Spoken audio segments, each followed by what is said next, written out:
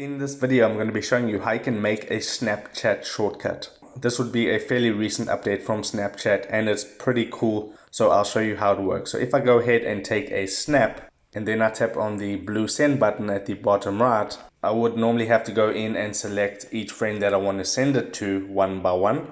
But if I go ahead and tap on the search button at the top, it now says create shortcut at the top. If I go ahead and tap on create shortcut, it says use shortcuts to quickly select friends and groups. Choose a single emoji for each shortcut. Shortcuts are private just for you.